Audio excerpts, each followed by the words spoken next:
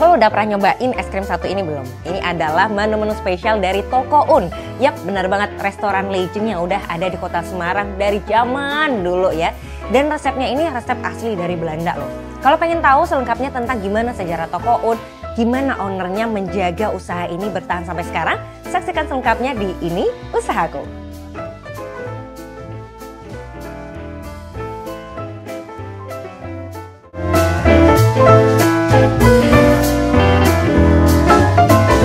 Oke people, sekarang kita sudah bersama dengan Ibu Yeni, generasi ketiga dari pemilik Toko Un. Bu Yeni, apa kabar? Baik, baik. Sehat ya Ibu ya? Sehat, sehat. Masih seger sekali loh ya. Dan hari ini kita berasa kayak lagi morning tea atau afternoon tea gitu ya. Sudah disiapkan, ada tehnya, dan ini kue-kue yang khas sekali ya. Apalagi dari Toko Un. Kita bisa lihat masih otentik sekali lah ini kalau untuk resep-resepnya ya. Bu, sebelum kita cerita ya tentang gimana sejarah Toko Un, panjang lebarnya, apa bedanya kue-kue ini dengan kue yang ada zaman sekarang nih? Kalau saya sih sepertinya itu kalau kita punya itu kan karena dibuat pakai tangan dan pakai bahan-bahan asli, itu mungkin nggak ada bentuk yang sama. Terus kadang-kadang juga kita tergantung dari bahan-bahannya. Kalau pas persis tepungnya jelek atau gulanya jelek juga nanti mempengaruhi di rotinya.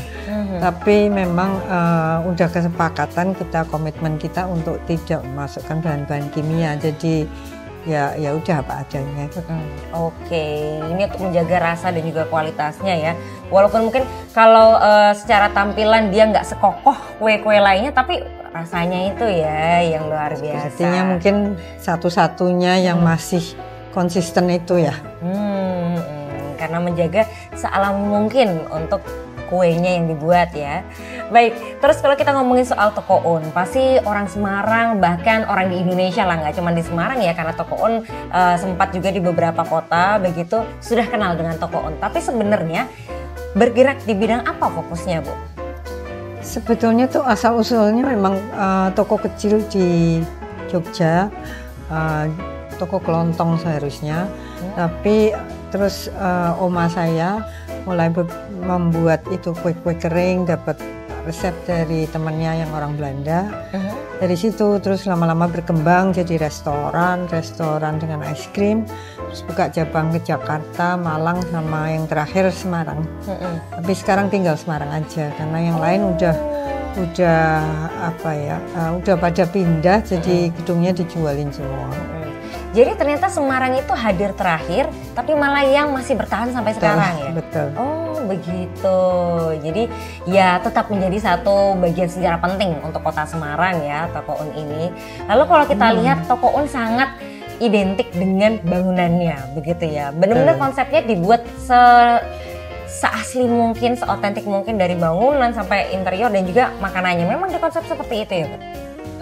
Memang itu salah satu yang saya inginkan tuh adalah orang yang nggak tahu nanti berapa generasi lagi, mungkin dua setelah saya itu masih bisa menikmati suasana yang dulu, termasuk dengan makanan, termasuk dengan pelayanannya. Jadi seakan-akan tuh nggak berubah. Jadi banyak yang mungkin orang Belanda yang pernah tinggal di sini tuh kembali hanya untuk bernostalgia. Oke, bahkan orang Belanda pun datang ke sini ya untuk merasakan nostalgianya. Tapi memang ketika masuk berasa kayak lagi di film-film Bu. Karena se-vintage itu begitu ya. Dan tadi sudah sedikit diceritakan tentang bagaimana awal usahanya ya. Dibangun oleh omanya dari Ibu Yeni, kemudian diteruskan sampai generasi sekarang. Sebenarnya rahasianya apa Bu? Bisa bertahan sampai 3 generasi loh. Apa ya rahasianya? Komitmen aja ya. Komitmennya ya. Oke, dan yang unik istimewa dari Toko Un selain kue keringnya apa Bu? Es krimnya bukan sih? Es krim. Es krimnya itu juga dari 88 tahun yang lalu yang di Semarang sini. Itu memang mesinnya masih kuno. Jadi kita tuh tekstur es krimnya itu beda dengan yang kayak mesin-mesin baru. Jadi memang itu bedanya es krim. Dan sepertinya masih banyak yang suka. Jadi satu-satunya mungkin ada di Jakarta tuh Ragusa. Pakai sistem ini. Oke, jadi alatnya pun untuk membuat es krimnya ini berbeda ya? Masih pakai alat yang zaman dulu? Beda. Awet banget ya Bu, sampai sekarang masih? Masih. Oke, dan ini yang membuat rasanya tuh pasti juga akan berbeda dengan es krim sekarang ya. Dan kalau kita lihat untuk menu-menu yang ada di toko Un sekarang, ini kan beragam ya, mulai dari main dish sampai snacknya sampai oleh-oleh. Nah, ini yang jadi andalan apa saja Bu? Terutama sebetulnya kue kering ini ya, karena memang kue keringnya tuh sepertinya tuh udah nggak ada yang buat seperti ini, karena memang ini resep-resep juga nggak ada di YouTube, karena ini kan memang resep kuno Belanda ya. Kalau makanannya juga sama, karena antara kita tuh perpaduan antara kuliner cuisine Belanda, Indonesia dan Chinese food sebetulnya. Jadi perpaduan, jadi mix lah. Jadi menu-menu toko untuk sepertinya nggak bisa dicari di tempat lain gitu. Oke, perpaduan antara Belanda, kemudian Indonesia dan juga Chinese food. Wah, Semarang banget sih ya Bu, unsur etnisnya ini macam-macam begitu, dan itu dituangkan ke dalam makanan. Kalau untuk menu utamanya, makanan besarnya yang favorit di sini apa Bu? Nasi goreng. Nasi goreng malah. Nasi gorengnya itu ya juga campuran gitu. Bestek sapi, bestek lidah itu sekarang kok banyak yang cari ya, karena mungkin nggak ada yang buat lidah dijadiin steak. Jadi kita terus masih ada macam-macam sih, tapi yang penting-penting yaitu yang bestek-bestek itu. Dan mungkin ada husarensla, itu semacam salad buah dan sayur. Dan itu juga memang resep kuno banget. Baik. Dan salah satu yang istimewa dari sini itu orang-orang pasti apalah sama poffertjes-nya ya, betul ya? Ya, betul. Ini sebenarnya makanan apa sih Bu? Poffertjes itu makanan tradisional di Belanda, jadi makanan ya camilan lah sebetulnya. Tapi waktu itu saya tahun berapa ya, 30 tahun yang lalu mungkin, saya bawa ke sini untuk dikenalkan di Indonesia, karena memang toko kan bergerak di antara Belanda, Indonesia, Belanda. Jadi kita pengen bawakan sesuatu yang baru. Tapi ternyata saya waktu itu bawa pancinya salah. Oh, pancinya salah. Harusnya gepeng-gepeng itu, tapi nggak taunya sampai di sini saya buka itu mungkin di makronya sana itu ada kesalahan kiriman.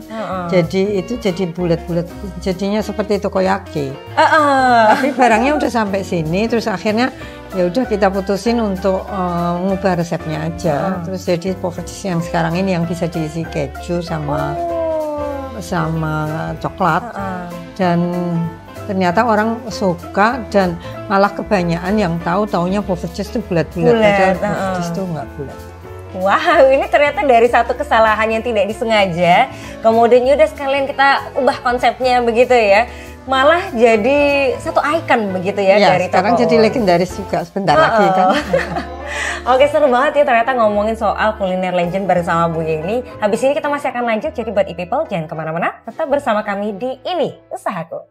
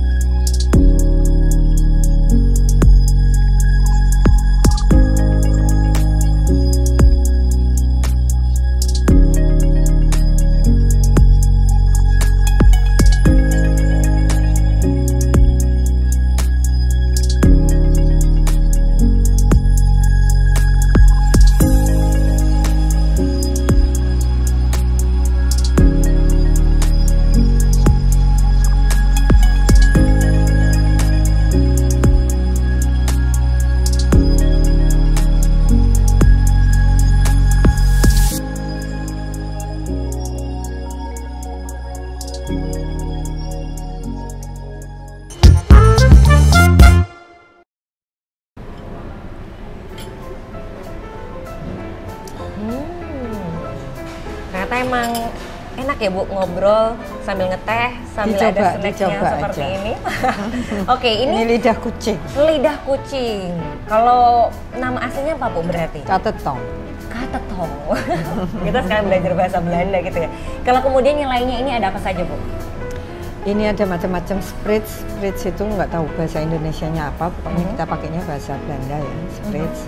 Ini crunches, ini dari keju import juga, ini namanya kastengel, roti keju. Ada Jan Hagel, sama spekulas.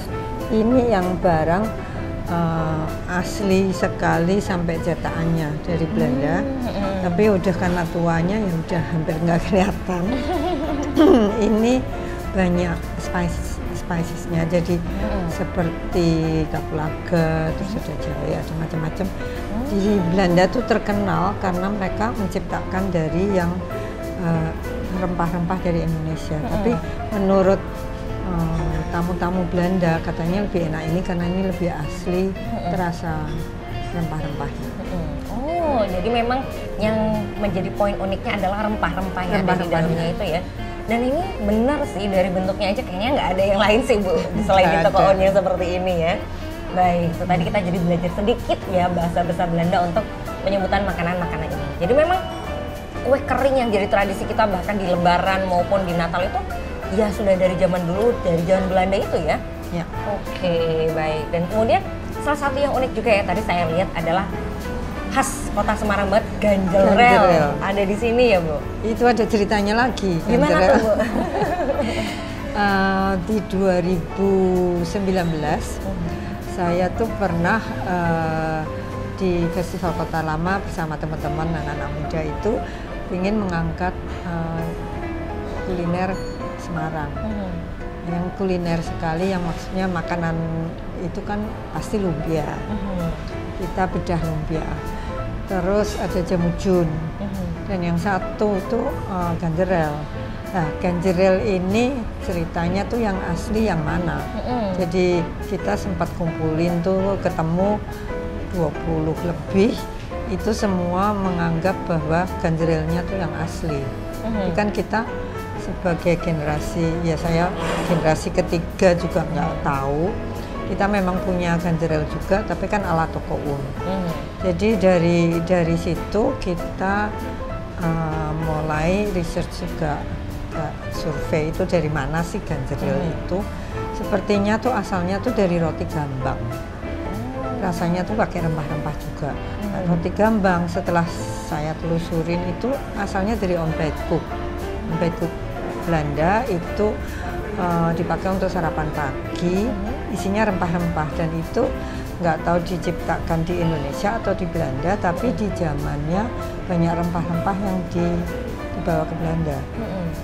Jadi karena kita punya resep aslinya ontbijtkoek itu, saya mulai main-main, coba-coba dikembalikan aja apa sih yang dicari dari ganjeril. Pertama tuh yang ceritanya tuh selalu keras, seret, pedas, banyak rempah, dan apa ya, dibagikan waktu itu setiap buderan. Jadi saya tradisi itu saya nggak mengalami, nggak ikut ngerasakan, tapi karena memang toko Un ini kan banyak pelanggan yang tua-tua ya. Jadi saya sempat buat ganjeril kita disuguhkan ke tamu-tamu yang lama-lama. Ini mirip nggak sih sama yang zaman dulu? Awalnya ya beda sih. Nah, bedanya di mana? Jadi makan waktu kira-kira 2 bulan untuk tiap kali ganti. Tapi tetap asalnya dari ontbijtkoek ya, dan roti gambang itu. Jadi tetap sebagai roti yang ngembang pakai gis. Akhirnya setelah perjalanan itu kita menemukan sesuatu ya yang saya jual sekarang ini, di mana kebanyakan dari pelanggan tua-tua bilang, nah ini rasanya seperti dulu tapi lebih enak. Ya udah toh cukup toh. Terus kita berhenti dan kita produksi sekarang ganjerel. Jadi saya nggak mau sebut ganjerel asli, tapi ganjerel ala toko Un, Uns ganjerel. Oke, Uns ganjerel. Jadi ini dibuat semirip mungkin dengan zaman dulu, tapi dengan versi yang lebih enak begitu ya, menurut konsumennya dari toko Un yang sudah jadul. Ya, yang dulu memang merasakan ganjerel ya seperti ini begitu ya. Ya begitu. Oke. baik. Menarik sekali ya ternyata membahas tentang kuliner yang melegenda dan juga ini memang kaitannya banyak kena pengaruh juga dari makanan luar negeri begitu ya, seperti dari Belanda, tapi kemudian juga akhirnya berkembang secara melokal di Semarang menjadi versinya sendiri begitu ya Bu. Dan kemudian kalau kita pengen main ke toko pasti wisatawan itu kalau searching salah satunya pengen khas dari kota Semarang ya main ke toko begitu ya. Bukanya setiap hari apa, tanggal jam berapa, dan apakah tanggal merah masih buka? Kita buka terus jam 10 sampai jam 10. Jadi libur lebaran atau buka terus. Buka terus? Buka terus. Wow, jadi cocok banget buat wisatawan ya. Pokoknya nggak kenal tanggal, selalu buka. Dari jam 10 pagi sampai jam 10 malam. Ini ada lagi, kita memang karena pecinta bangunan lama, kita berusaha untuk menyelamatkan di kota lama. Ada salah satu gedung, itu gedungnya Batik GKPI, itu kita pakai sekarang untuk toko juga. Tapi kita di sana lebih ke arah yang di sini nggak ada. Jadi es krimnya lebih lengkap di sana, walaupun aslinya tuh pakai pakai adonan asli dan mesin yang kuno, tapi rasanya tuh yang kekinian sekali itu loh. Oh begitu. Jadi ada misalnya ada rasa ganjeril itu ada, es krim ganjeril ya. Terus ada macam-macam sih, ada cheesecake, ada. Apakah ini masih dengan brand Toko Un atau? Di sana tuh kita namanya pakai Out and New. Oh, Out and New.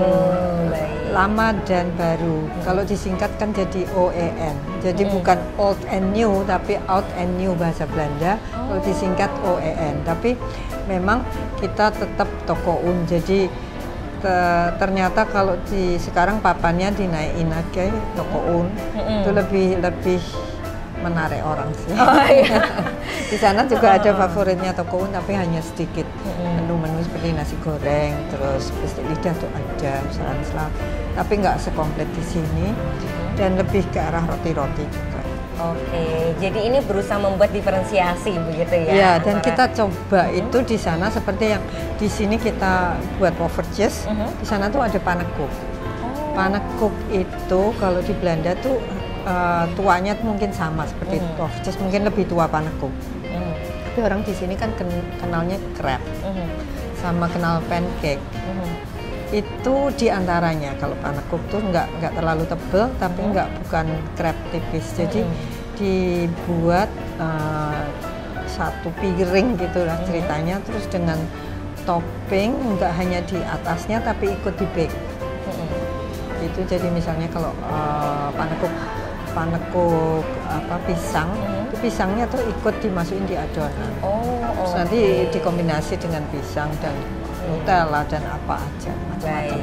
Jadi ini versi yang lebih modern begitu ya, tapi masih dengan sentuhan Toko Un. Jadi ada pilihan nih, pengen yang benar-benar otentik bisa langsung main ke Toko Unnya, atau mau yang lebih variatif begitu ya. Ada tadi rasa-rasa baru-baru yang hadir begitu, bisa ke Out and New yang ada di Kota Lama.